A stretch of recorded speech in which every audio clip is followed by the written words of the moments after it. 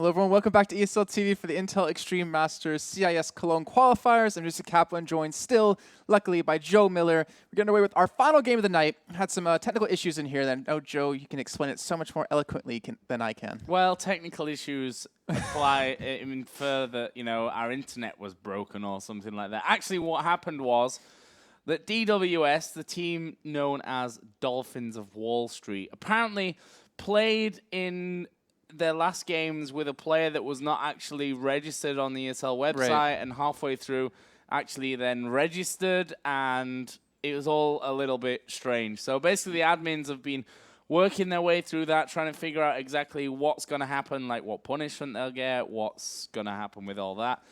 Basically what it comes down to is that DWS are going to lose 2 bans in game number 1. So basically they'll only have 1 ban to work with, and we're actually into the picks and the bans right now, so we can jump in there and kind of run you through things. So basically on the left hand side, of course, you got Moscow 5, the new lineup of Moscow 5, if you like. And Jason, we actually have a couple of names in there, or not, as the case actually is. So enter your name is their normal support player, which is actually Archie. And their jungler, who somehow doesn't have a name, is Sanya. Yeah. So yeah, that's what's going on there. And of course, DWS playing with the lineup that we've seen in these last couple of games. As I said, they lose 2 bans in this first game, so only got 1 ban. You better choose it wisely. I wish they would just like ban like... Wait, do they lose the first 2 bans or the final ban? Or the 2 last bans? What do you mean? Because, like, right now, they can just sit there and not ban anything. But if they had to ban first, like their first one, then they have to actually put their cards out there. Now they can wait and see, like, well, what do we want to play against now with what's already banned away? Huh. Because they'll see 3 bans before they have to use their first ban. I see what your point is. But you don't care right now. It's like 1 a.m. in Moscow, right? I don't think it really matters at this stage. Basically, it looks like they're going a bit heavy on the supports here. Thresh, Braum, going to be both banned out. Are they going to target another one? Actually, no. They take Irelia away, which Varessa played brilliantly earlier on today. Not really a big surprise for that one. So this one single ban then that DWS have, you know, in theory you could say, okay, since you only have 1 ban, let's not ban anything at all and just let more OPs through. We get 2 of them, they get 1. My head hurts even thinking about this. Yep, so they do. Yeah. Why'd they even ban then? Like, why did they do that earlier? Why not just ban Azir, ban out champions that never played? Why do it the last one? Oh, Joe. They just want... Some people want to see the world burn here. Well, we'll see if their world burns. Because obviously this game, this best of 3, it's going to be, if you're just joining us, will find us the qualifying team for the Intel Extreme Masters in Cologne, which is going to be happening basically at the end of December. Not quite Christmas end of December, but pre-Christmas end of December. The 18th till the 21st of December. So let's figure it out. Gnar, of course, went through, and that will be picked up here. It's banned every game against Varessa, so definitely a smart thing to do, especially with the Rayleigh ban as well. So you're going to force him on, you know, a person he's not necessarily as comfortable with. And, you know, Joe, we saw him play Maokai last game. He wasn't super impressive. He actually did get 1v1 by Mundo in that game. So I'm wondering what they're going to allow him to play this time, or maybe make him play. Obviously, Aatrox is a possibility, but they're sitting on Jarvan. Looks like they want to go with Syndra for the mid lane. And Abdu, again, you know, wasn't that impressive on his Ahri, but maybe Syndra's a little bit different. And obviously, Syndra's definitely one of those champions that can burst someone from 100 to 0. So if he gets going, if obviously Lasagna can kind of get him fed, then honestly, that should be a 1 mid lane. Yeah, and actually, Syndra was banned in all of our last games when they played. So we'll have to see how that actually all goes down. It means that, of course, Lucian got through the banning phase in this one as well.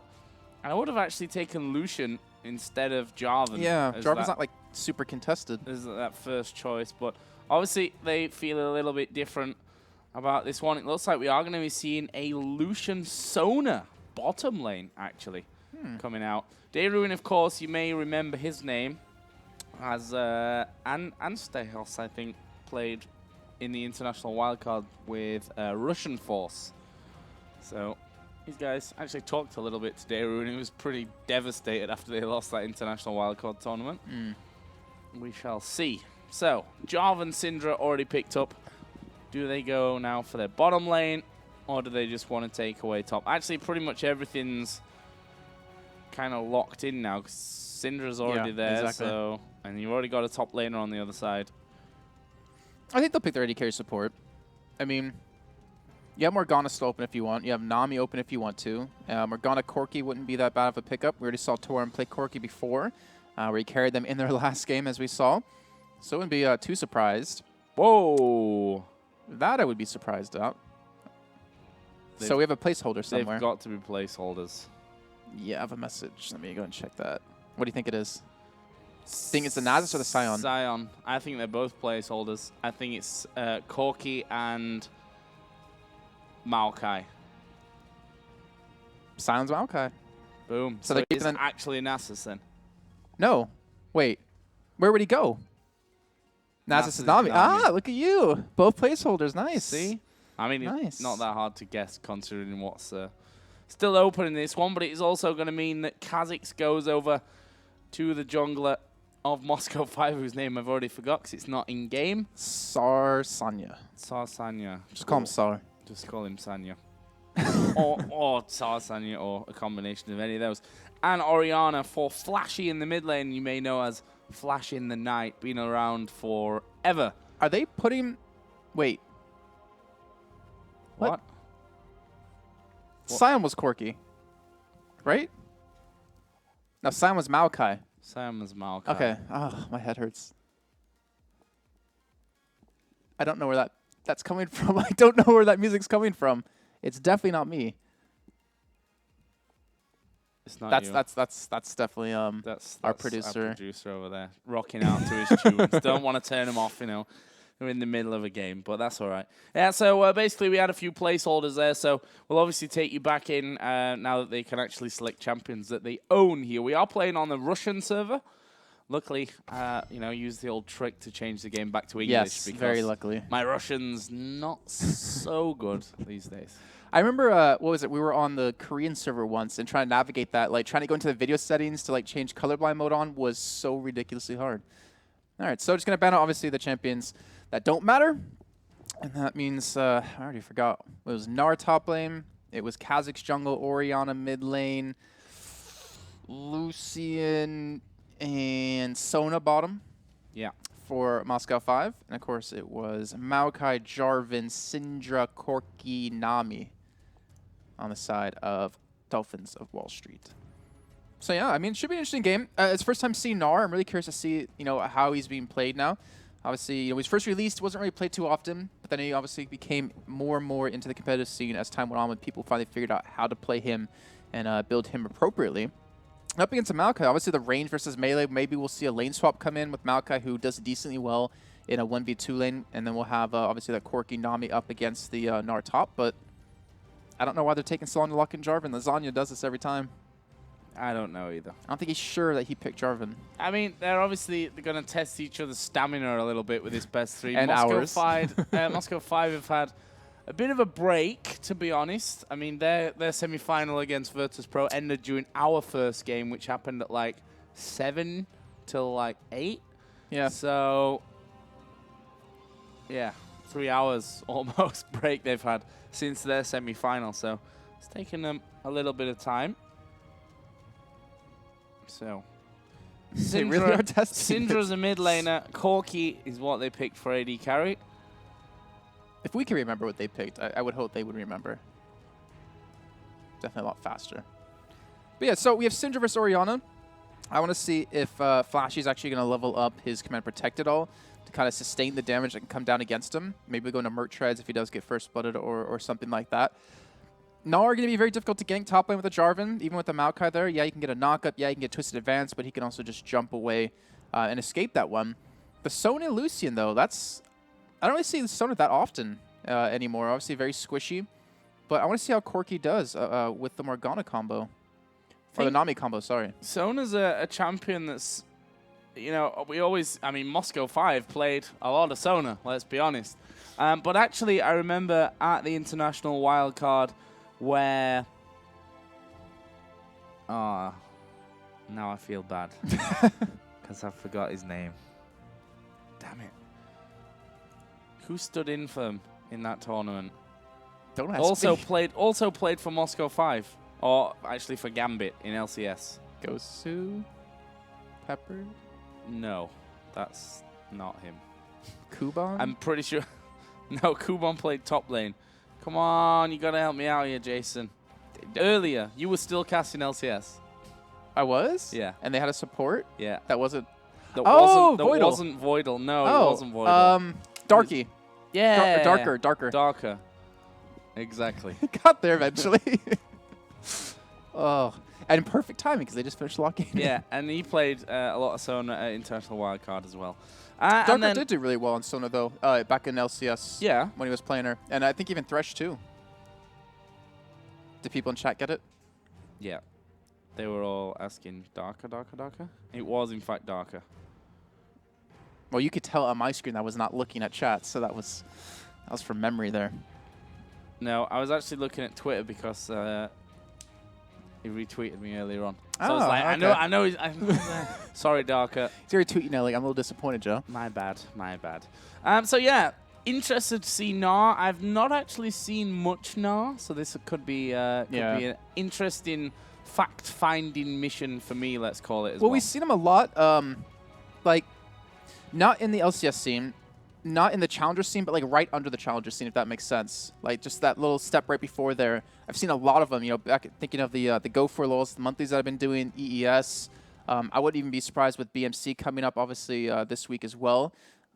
I mean, he's not a bad pick. Like you have such an advantage with that lane being melee versus ranged, and just so hard to gank. I mean, I'm just concerned more about is the randomness factor, so to speak. I mean, it's not as random as in it just happens. Obviously, it's a bit more or a bit less random than that because you can tell when that's going to happen. But you got to time your big Gnar. Oh yeah. Nicely, and especially when it comes to teleports.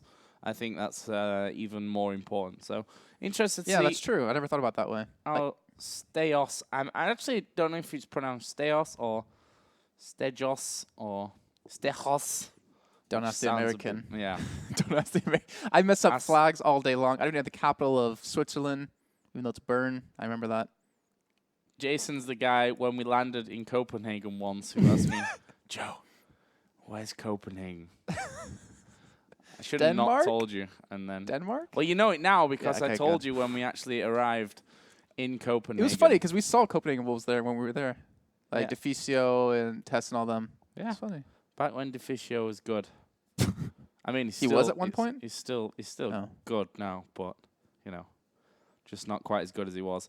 So, guys, obviously we have a 3-minute delay here while we get into spectator mode. But if you're joining us now for the first time this evening, thank you very much for tuning in. And we are going to be bringing you a best-of-3 matchup between Moscow 5 and the Dolphins of Wall Street. Possibly one of the cooler names to... You just hope they get there to say that name. Yeah. Imagine, you know, screaming out, the Dolphins of Wall Street are the champions of the Intel Extreme Masters. Speaking of Intel Extreme Masters... I'm not sure if that's going to happen. But, I mean, they might not even get there yet. Moscow 5 might be stood in their way of that. Speaking of Intel Extreme Masters, you know, obviously we have San Jose coming up. You can still buy tickets over at intelextrememasters.com. I was just curious about your thoughts. Like, what team are you looking forward to in terms of the 4 that we're already through now? Cloud9, TSM, UL, and Alliance. Because obviously UL, you know, they qualified into LCS finally, and they kind of have this really big cult following. At least their top laner, Viz Chachi or something like that. I can't say it correctly. But I'm really curious because obviously there's C9 is going to be the same roster, but TSM Alliance all have new rosters coming into this. So not completely new, but you know, new players. Is there any team you're really looking forward to in particular? TSM. I mean, that was the obvious answer to give from that one. But Alliance, obviously, I mean, they're going to be super. I know they were super disappointing after crashing out Worlds, losing out in the end when they really shouldn't have lost to Kaboom, taking their eye off the ball. So I'm interested to see how they come after they really dominated the last split of the summer LCS. So even if Reckless joins the roster too, apparently, or whatever the rumors are going around, if that happens. I'm not a rumor spreader, Jason. I can only comment on what possibilities may or may not happen. You're smiling at me like you know. Whether Reckless is going to be there or not, I have no idea. Yeah. Well, obviously, we do have Fnatic already qualified for Intel Extreme Masters Cologne to join the winner of this match. So that'll be interesting to see if we do have Cyanide, Soaz, and Xpeke sticking around together. If Ruckus is going to stay. I mean, they could come into a completely new team with Yellowstar being only the core member left. And death to EDG. I know I spoke about this earlier on, but that is a surprise to me as well. So we'll see. Was it Faker that's paid $800,000 a year to stream? No, that was Who was that? Okay, and then Faker went for $1 million to... No, he was offered $1 million. Oh, my God, He was offered? Jason. I thought he did go. Offered. No, he didn't go. Jason, $1 million? Do your research here, man. Why would you go for $1 million? I don't know, man. I'm not worth $1 million. You're worth 2? No, definitely not worth anywhere remotely like that. I've seen it at Don't forget to change colorblind mode point, because good that point. once again has switched itself to purple instead of red. Not sure exactly why that's happening. If anyone knows, by the way, is that just all of a sudden a bug that's appeared on Live Spectator? Because I've not actually seen it until this week when I've been casting a few more games from live. But we are going to get into game then. It is the first one of this best of 3 between Moscow 5 and the Dolphins of Wall Street for a position in the Intel Extreme Masters Cologne. So, there's his name. We couldn't see it because we changed to English. It's in Russian. Ah, okay. See, I see him there as that, but I see box on the top. Yeah. So, level 1 then. That's a good point. I didn't even think about us changing it to Russian. But yeah, like you're saying, level 1. So when it comes to who's going to be stronger, Nami Bubble versus no real hard CC on the opposite side here. So I would assume it's going to be DWS. It's going to be the ones to push them around a little bit. Oh, that was decent damage there actually coming out from Sona. And we see that Abdu is going to actually go home. And here is Stejos, or Stejos, as I've as chat has rightly informed me. Well, I say rightly inform me whether that's actually right or not. But I'll trust you guys in chat. I don't think you'd ever troll me, really, not in a million years. Or maybe you would. Stejos, that's what we're going to call him. So, as minions start to pour in, we can see a couple of deeper wards here from Moscow 5 side. One by the red buff, one up in the tri-bush. On the bottom side, there were a lot of red wards actually coming in. We can see that actually Jarvan switching sides, so not feeling too comfortable going up there for his red buff. We see Stejos actually moving in there as well just to have another little peek as it comes to that side. But that is the blue buff start for Jarvan. Kha'Zix over on the other side will be starting off by his blue. And we've got a lane swap coming in. So Corki Nami, not wanting to go up against Lucian Sona, will switch up to that top lane. Yeah, I think that's kind of what we expected. Just the fact of, Nar's going to be such a big threat coming into the Maokai. And then you also want to kind of give a little bit of an easier lane to Corki here. And with Nami's support, the range support is going to make it really easy to harass Stejos. How do you say it? Stejos under turret if they do actually get him there. But either way, we're going to see what's going to work out. Maokai is still sticking with Lasagna here. And Ressa will be able to help secure his own red buff here for Lasagna in the meantime. But I'm curious to see, Dayruin and Archie, they're not really shoving the lane bottom. Not trying to force him to teleport down here quickly or head down here as fast as possible. They're kind of obviously trying to freeze the lane, trying to build up a big minion wave to make him miss out a lot of last hits. But I wouldn't be surprised to see the supports rotate around short. Actually, no, speaking of that, that already did happen. Archie has come up top side here. Yeah, already moving into position just to give a little bit more help there to Stejos. And actually, Lasagna has come to this top lane. Actually has not been spotted by a ward as far as I'm aware. There's none in the river. So if he can get that flag and drag out, level 2. So he's definitely, I say definitely got that combo. You definitely imagine that he would. Yeah, 1Q, 1E. And in the end, actually decides not to go in. Is he still thinking about it? But Stejos and Archie, which is enter your name on your screens, are sat far enough back onto the turret that they're not feeling too much pressure. Meanwhile, Kha'Zix is heading towards this bottom lane where Lucian's having a fairly easy time of things in the mid lane, though. Flashy going to take a lot of damage, but Lasagna going far too deep there, actually taking 2 tower shots. Yeah, fantastic little disengage out of Flash right there. And also really smart play coming out of SAR to go for the red buff. Oh, they're diving bottom. Well, looks like they're going to go for here. It was a bit of a dodgy dive, though, as well there. We see Tsar going down to less than half HP. I don't think realizing that Maokai was going to be that big of a problem for him. as we are going to see the first Mega Gnar of the game. That was very German of me. Pronounce all the letters, even though the G is supposed to be silent. And yeah, there's your Mega Gnar in the top lane. We'll see how Sejos plays this one. Up till now, obviously pressured in a 2 versus 1. With he's trying to do as much as he can to actually keep them away from that turret. Well, he's currently out farming his opponent at least. He's ahead by 10 CS, so all in all, doing a pretty good job here so far. And we did see Kha'Zix actually go for his own red buff. And when he went for that, he also spotted out that Lasagna didn't try to steal it away, since we knew Lasagna started at his own blue. And we also had that ward on the red buff of him as well. So in the meantime, we will see again going on the bomb side. Daeruin, he should go down from this one. No real chance to escape it. We'll have to flash, but not going to bother wasting it. We'll go get taken down. Varessa getting off to an early start, and we've seen in games just prior how deadly he can be with that early kill. Yeah, and Daeruin, I was talking about him earlier on, from the International Wildcard Tournament at Gamescom this year, really struggled, I think it's fair to say, during that one. I'm interested to see how he does here today against Tauren. Obviously not quite yet in lane, but later on as things go on, and how strong he's going to be. Meanwhile, Stejos, who I'm really sorry, I'm probably going to butcher your name all night long, sadly, because those 2 consonants next to each other don't really leave my mouth in the probably right way that they should do, and how they're supposed to be said in a native tongue. Either way, 28 to 21 CS. So in theory, beating out there as he is actually going to transform here. Instant exhaust coming down into him, and I think they may have gone a little too deep here. He does get away with a little bit of life left, but here comes Kha'Zix to the mid lane as well. They're really going to have to get back, and actually the flash was used by Abdu to actually get away from that, and we see Corki, Nami both recalling, and imagine that Syndra won't be too far behind, although he's managed to get some good damage out to Flashy, and he's hit level 6. There's Jarvan diving in, but he was out of range for the full burst of Abdu. Meanwhile, Daeruin, after respawning, said, I've had enough of that lane. I'm going to the top. Yeah, I mean, this is going to force a lane swap, though, out of Arrest, I would assume. Head up towards that top side. As AD carry support go bottom, but with the Catalyst, it might be enough to actually give him the sustain he needs in lane. Also, for the camera work you guys are wondering about, that's actually me, so it looks very shoddy. It looks very terrible. Don't blame me. Yeah, so trying the best I can here, but either way, I usually leave it on dark to camera. I usually play the lazy route, but still, great start here out of the side.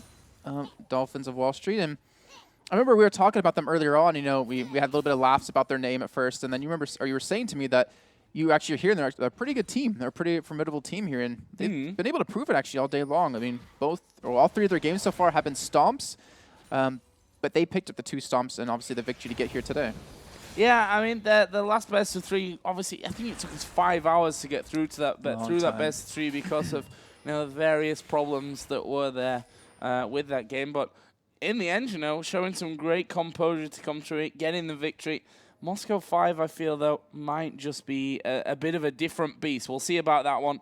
As once again, that mid lane, Flashy, having a few problems dealing with Abdu.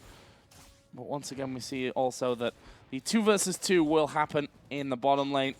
And we'll leave us then with Gnar versus Maokai on the top side. Actually, Maokai has a bit of an advantage over him here. Already hit that level 6 mark. And we'll see if he can actually push that advantage into actually any kills. And then, more CS from his top side of the map. Yeah, he's been able to catch back up. Remember, he was down about 10 CS a little bit earlier on when he was in that 1v2 lane. Estejos, looks like he won't be able to compare or be able to battle him at this point, but obviously things should turn around a little bit later on. Lasagna going to make his way down towards bottom, but won't have the opportunity to go for a gank here just yet.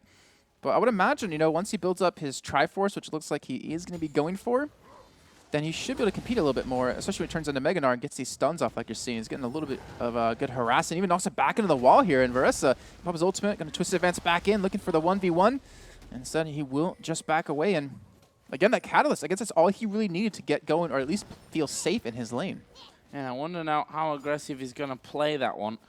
Looked like he was quite happy to just sit back and let Gnar continue to farm on that top side of the map. But without that Mega Gnar available, that's where he's his weakest, really. As we see the knockback actually putting him into the flashing red health bar, so needs to be careful that there's no funky moves coming out from Varessa. It looks like he's decided he's had enough anyway of that lane and will be headed back home. Spend a little bit of gold that he's managed to accumulate in that time. We'll see exactly with what he comes back into lane. Actually only picking up a couple of potions this time around, so not really having too much to spend there. Probably not an optimal time or a time that he really would have wanted to be going back. Yeah, definitely. I think it came down to just that 1v1 that we just saw happen, and maybe him underestimating Varessa and how tanky and how much damage he really can turn around with. But, you know, like you mentioned before, Flashy having a little bit of a tough time middle. He's down a little bit of CS currently. But I feel like Abdu, I mean, he has potential to just burst him down once he finishes on Themes and Holy Grail. And I wonder if we're going to see either mid laner really kind of excel, really kind of get some sort of advantage, because Abdu is constantly taking race. If they're up, going for even Wolves at this point, he's definitely trying to get some sort of lead here. Yeah, also interested to see how they deal with Lucian down on that bottom side. Level 7 to level 6. Behind, actually, in theory, a couple of CS here, but we see as he dashes forward in there, Smurf going to take a lot of damage here. Comes Kha'Zix as well from the side. We see a lot of damage from the Cullen as well, but not quite enough to finish either the AD carry or the support off there. They got very, very close, and it looks like they might, with that, make a move towards Dragon. Yeah, good timing for it as well. Here, there's no words to even spot them out to go for it. You also have Abdu taking his Wraith Camp in the meantime, while Flashy does shove the lane, so this should be, I'm not going to say a free dragon, but it should be a dragon very well timed and executed coming in for the side of Moscow 5. So they were down, you know, in gold. They're down in kills at 11-minute mark, but this should really close the gap here and even give them a little bit of a lead.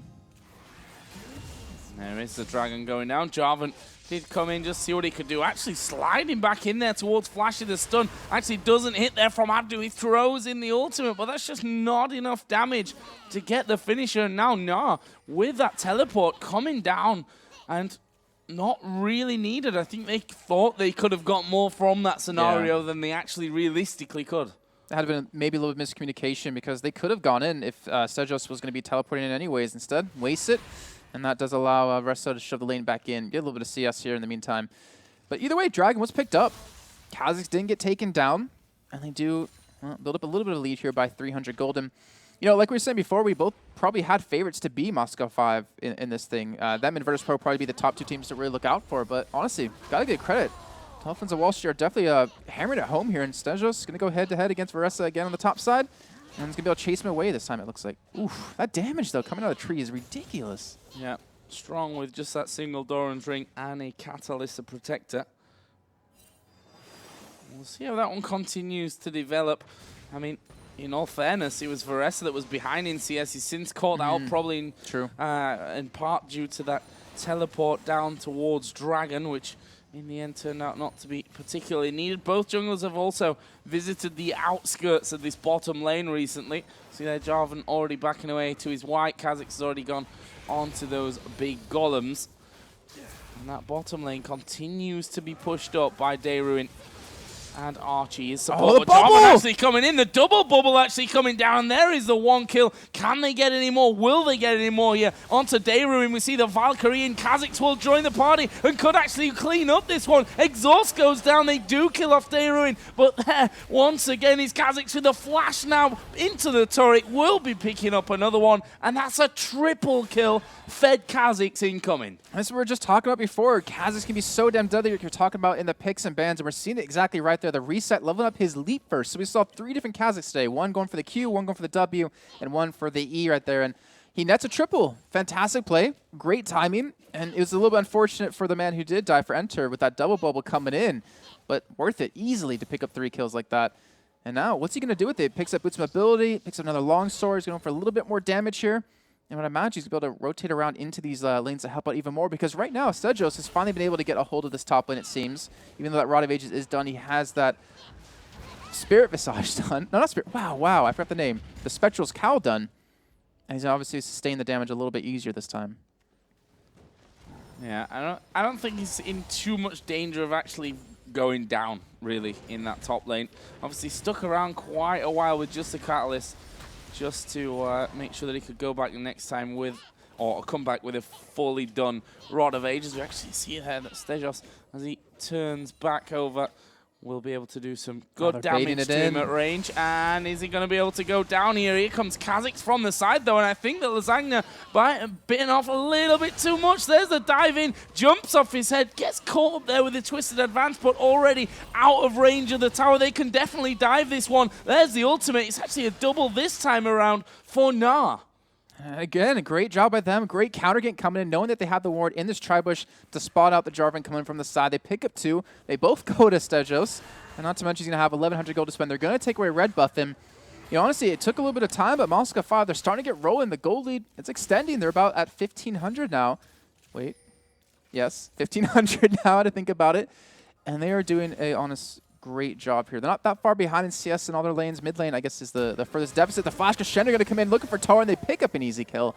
And unfortunately, Smurf wasn't able to save him in time here. So Dragon coming up relatively soon.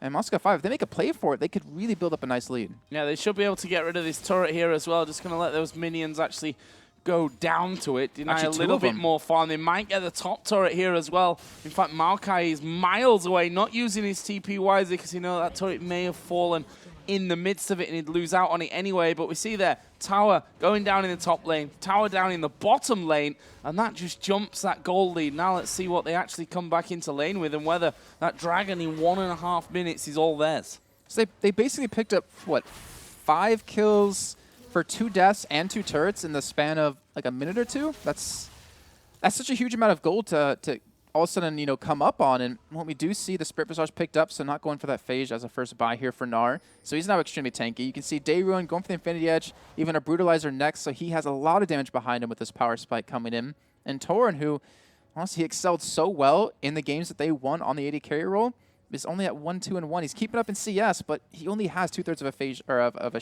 Trinity Force done.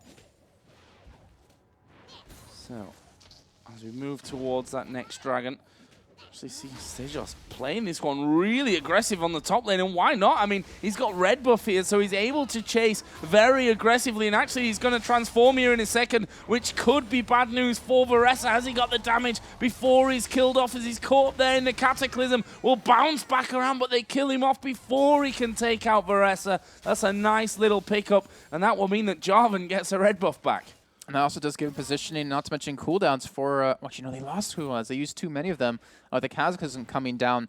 They could have set up perfectly for Dragon off the back of that, but well, they still have 12 seconds left to go on that one in the meantime. So great little bit of a overextension by Varessa, and not to mention communication between him and Lasagna to realize, you know, I'll be there to save you in time. Even Nami coming in the meantime for that to help out, who doesn't even have Boots of Mobility just yet. But now Blue Vest being contested, or will be, or maybe they'll just be caught out. They're just waiting for something. They're waiting for one person to get taken down here for an easy dragon, and it looks like they won't get anything here as Dolphins of Wall Street going to play this one safe. Going to ward up instead of face check, and then we'll save their lives and maybe even dragon.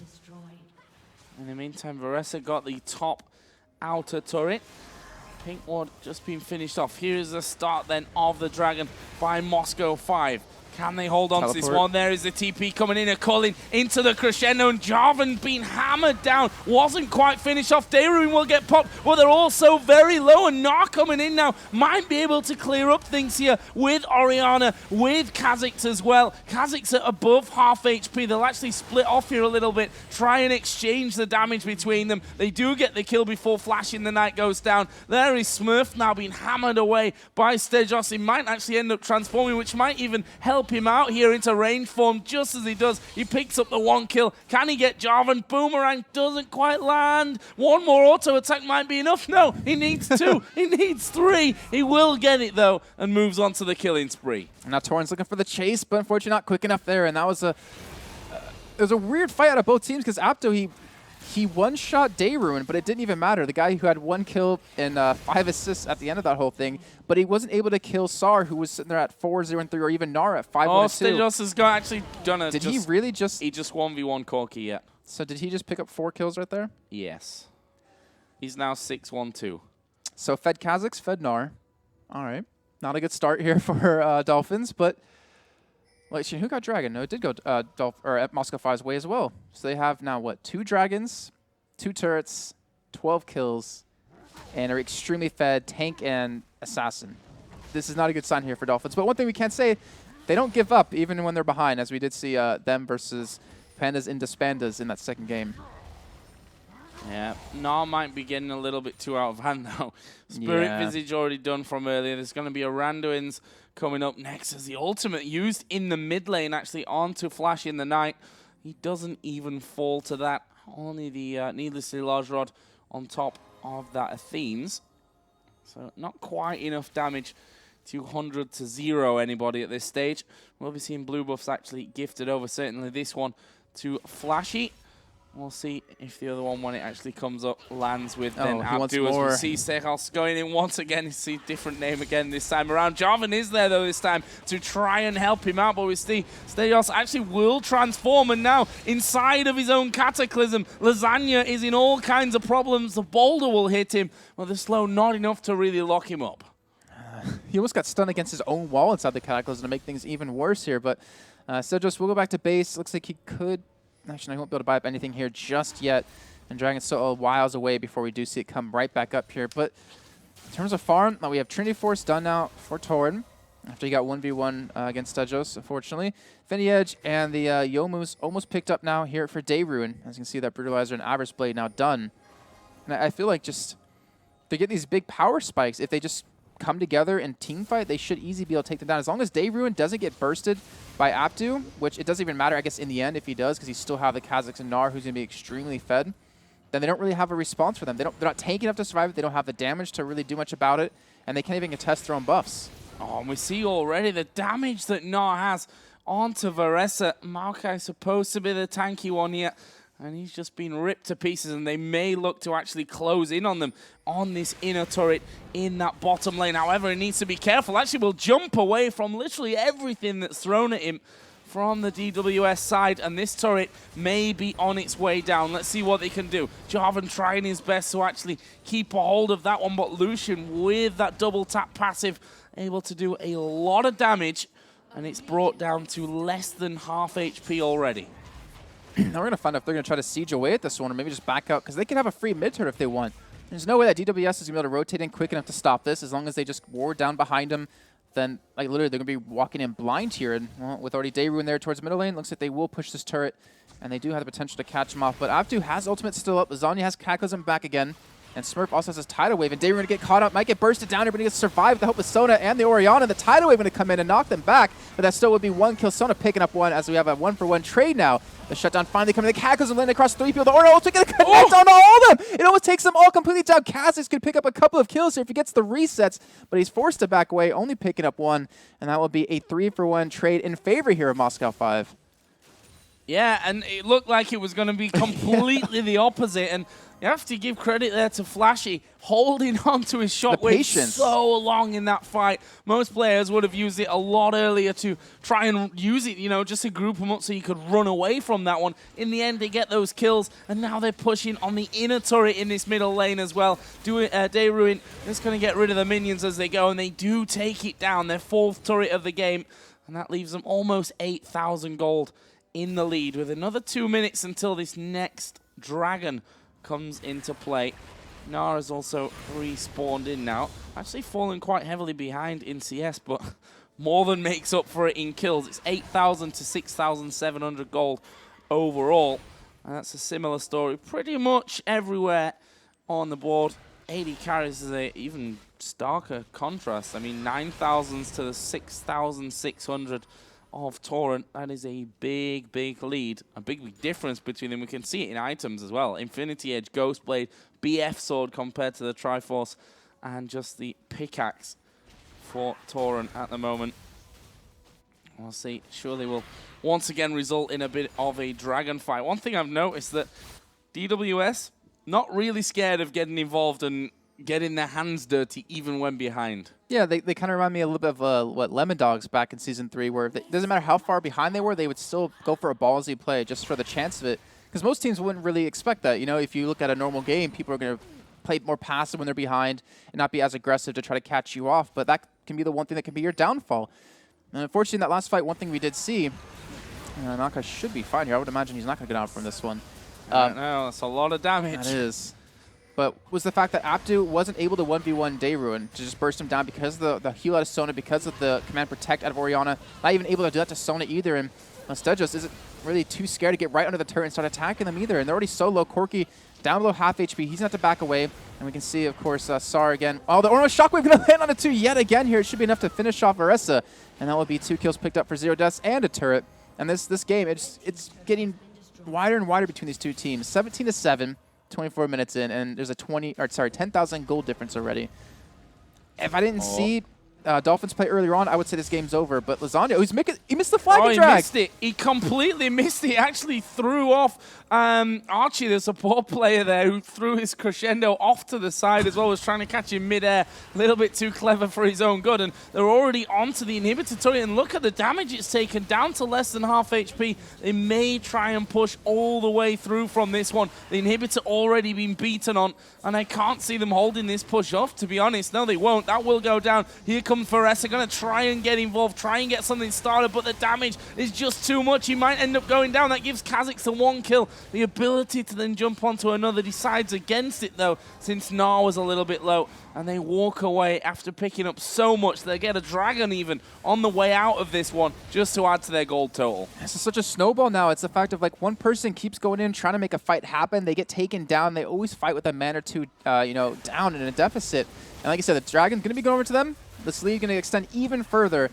And look how much money they have to spend here. For Dayrun, 2,300 to work with, 1,500 for their mid lane. Even Stejos not even scared to just go up against them by himself. And this is going to be too much. Bloodthirster picked up. Mikhail's Crucible now done for Smurf, but it might be a little bit too late for that. That heal isn't really going to do too much. I think it's just a matter of time. With one inhibitor being down with the lead that they have, like you're saying before, you compare the AD carries, there's a 2-item difference between them. Yeah, and I think we see here the strength of Gnar for one. We see the strength of Kha'Zix, who's still is such a ridiculously strong. Lucian got through, and let's not forget here that DWS only had 1 ban because of the fact that they used players that weren't registered earlier on in the tournament.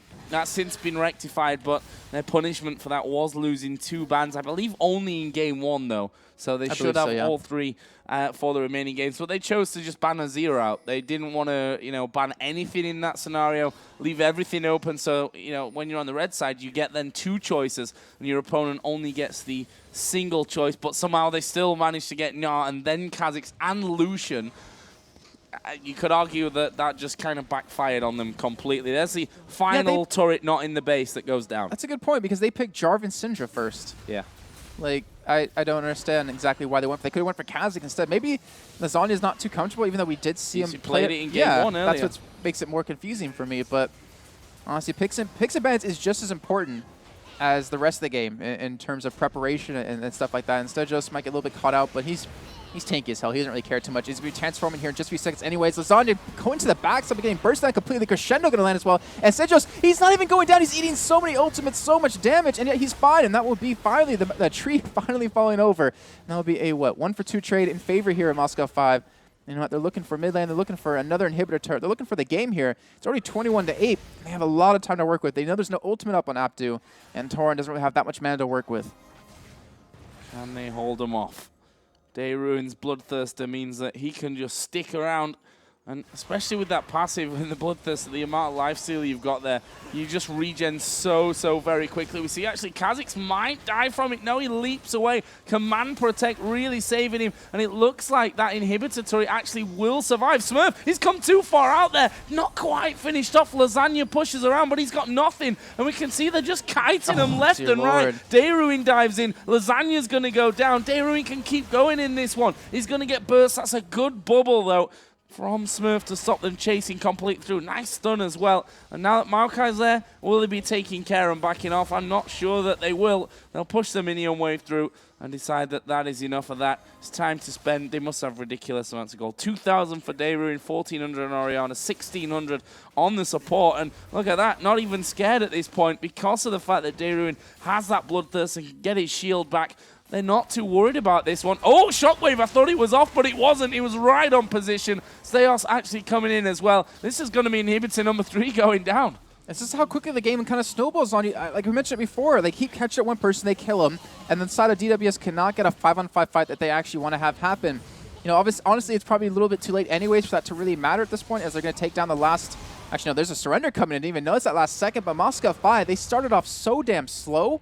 But once they got going, once they got that triple kill bottom lane for Kha'Zix is when they really turned things around, and they really started to snowball that game. He finished at 6-0-9, 7-3-8 for Gnar, and 4-0-13 for Flashy on Orianna. Yeah, I mean, get your snowbally champions going. I mean, Kha'Zix in particular, if you start to get him going, there's probably no stopping him. I mean, by the end of it, Brutalizer had an extra pickaxe in there, Hex Drinker, Giant's Belt as well. Flash in the Night, or Flashy as he is in game here, needlessly large rod added in there on top of his death cap, and didn't really have that much to spend because they honestly, once they started pushing, they didn't really back off from it. They swung around to the top lane, managed to take that one out, then straight to the middle, and, well, just really quite a one-sided game by the end of it. I mean, it's not over. It's still a best of three, and maybe those, losing 2 bans in game number 1 has really thrown Dolphins of Wall Street off there, and hopefully they can come back stronger in game number 2 when they've got 3 bans again. And I think you pointed out a little bit earlier on the sustain out of Sona when they were just kind of sticking around forever was ridiculous. That pairing with the Bloodthirst on Lucian, you couldn't even stop that. And I was looking at the damage reports because you were doing like every game. I was curious as well myself. Looking at damage dealt to champions, Sona did more damage than Kha'Zix did. What? Yeah, Sona did more damage than Kha'Zix did. It's actually very true. Slightly strange, but very true. Slightly strange, but very true. Gnar actually did the most damage in the entire game by about 4,000. So really, really well done. I don't imagine that Gnar's going to get through now that we have 3 bans once again for DWS. Well, that's what I'm curious about. Because if it's going to be banned, will Moscow 5 ban it? Because now Moscow 5 is going to be on the red side, and we know that Dolphins do play it. Yeah, that's true as well. Still a lot of the questions to be answered in this one, guys. Game number 2 is going to be coming up here pretty shortly. We're going to be taking a quick break, and I promise you this time it will be quicker than it has been between the other games as well. Fingers crossed, don't want to jinx it. Well, we'll see you in a few for game number 2 between Moscow 5 and the Dolphins of Wall Street.